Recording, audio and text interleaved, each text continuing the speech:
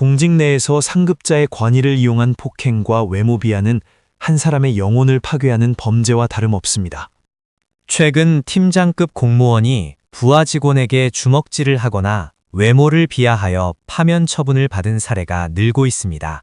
오늘은 실제 피해를 본 두 분의 의뢰인과 함께 공직사회의 갑질과 그에 따른 소청심사 대응 방안을 논의해 보겠습니다. 저는 직접적인 신체 폭행을 당했습니다. 팀장이 보고서 수정을 지시하며 제 어깨와 가슴을 수차례 주먹으로 밀쳤습니다. 동료들이 보는 앞에서 그런 대우를 받으니 자존감이 바닥으로 떨어졌고 공직 생활 자체를 포기하고 싶었습니다. 공무원 행동강령과 국가공무원법상 복종의 의무가 있지만 폭행은 어떠한 경우에도 정당화될 수 없습니다. 이런 경우 해당 가해자는 성실 의무와 품위 유지 의무 위반으로 해임 또는 파면까지 가능합니다. 저는 외모 비하가 더 견디기 힘들었습니다.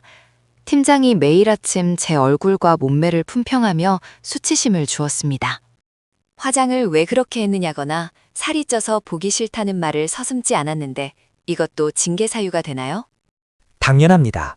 언어적 폭력과 성희롱성 발언은 공무원 사회에서 엄격히 금지하는 비위 행위입니다. 외모 비하는 인격권 침해에 해당하며 피해자의 정신적 고통을 고려할 때 중징계 의결이 내려지는 추세입니다. 해당 팀장은 결국 해임 처분을 받았지만 본인은 억울하다며 소청심사를 청구했다고 들었습니다.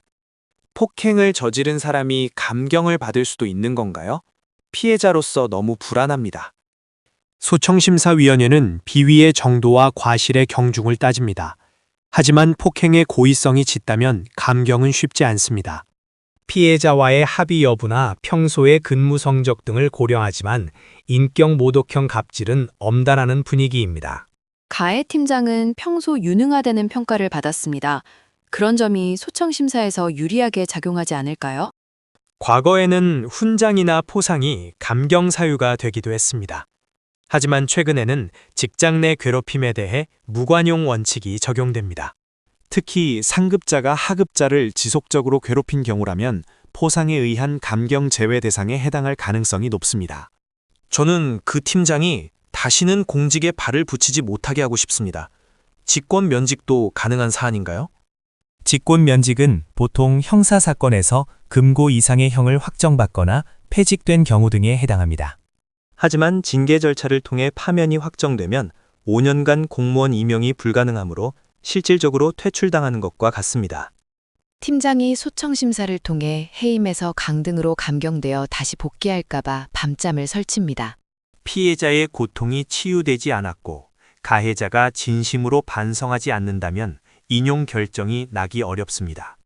저희는 피해자의 진술서와 정신과 진단서 등 객관적인 증거를 보강하여 소청심사위원회에 제출해야 합니다. 증거 확보가 중요하다고 하셨는데 당시 사무실에 있던 동료들이 증언을 꺼립니다. 이럴 땐 어떻게 해야 하죠? 동료들의 진술이 없다면 평소 팀장과 나눈 문자 메시지나 통화 녹취록, 그리고 본인의 구체적인 일기가 중요합니다. 언제 어디서 어떤 폭언과 폭행이 있었는지 육하원칙에 따라 기록된 일지는 소청심사에서 강력한 효력을 발휘합니다. 저는 그동안 받은 스트레스로 수면제를 복용 중입니다. 이 기록도 도움이 될까요?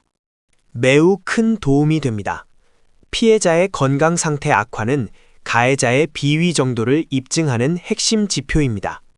병상 기록과 상담 내역을 통해 가해 행위와 피해 사이의 인과관계를 증명하는 것이 인용을 막는 전략입니다. 팀장 측은 제가 먼저 도발했다는 허위 주장을 하고 있습니다. 소청심사에서 이런 거짓말이 통할까요? 가해자들이 흔히 사용하는 방어 기제입니다. 하지만 입증 책임은 원칙적으로 처분청과 가해자에게 있습니다. 상급자가 하급자를 폭행한 사실 자체가 존재한다면 어떠한 변명도 정당한 사유가 될 수 없습니다. 소청심사위원회 위원들은 주로 어떤 부분을 중점적으로 질문하는지 궁금합니다. 사건의 경위와 함께 평소 두 사람의 관계, 그리고 가해자가 피해 회복을 위해 노력했는지를 묻습니다. 피해자가 용서하지 않았고 여전히 강력한 처벌을 원하고 있다면 위원들도 이를 가볍게 여기지 못합니다. 만약 소청심사에서 저희는 더 이상 다툴 방법이 없는 건가요?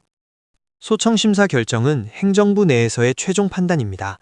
하지만 절차적 정당성이 결여되었다면 다시 다퉈볼 여지는 있습니다. 그러나 대부분의 갑질 사건은 소청심사 단계에서 사실관계가 확정되며 징계 수위의 적절성이 판가름납니다. 공무원으로서 명예를 지키며 일하고 싶었을 뿐인데 이런 일을 겪으니 회의감이 듭니다. 의뢰인님의 잘못이 아닙니다. 비정상적인 상급자의 행동에 대해 당당히 목소리를 내는 것이 공직정의를 세우는 길입니다. 조직 내에서 불이익을 당할까 두려워하지 마십시오. 소청심사 제도는 공정한 판단을 내리기 위해 존재합니다. 행정사님 말씀을 들으니 조금 안심이 됩니다. 끝까지 싸워서 제 명예를 되찾고 싶습니다. 저도 포기하지 않겠습니다. 가해자가 합당한 처벌을 받고 제가 안전하게 복귀할 수 있도록 도와주세요. 저희 누리행정사 사무소는 수많은 공무원 징계 사건과 소청심사를 다뤄온 풍부한 경험이 있습니다.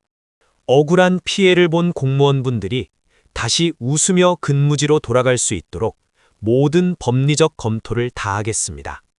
폭행과 외모 비하는 단순한 해프닝이 아니라 징계권자의 엄중한 잣대가 필요한 명백한 범법행위입니다. 징계 처분 결과에 불복하는 가해자의 주장을 무력화하고 피해자의 권익을 보호하는 데 집중하겠습니다.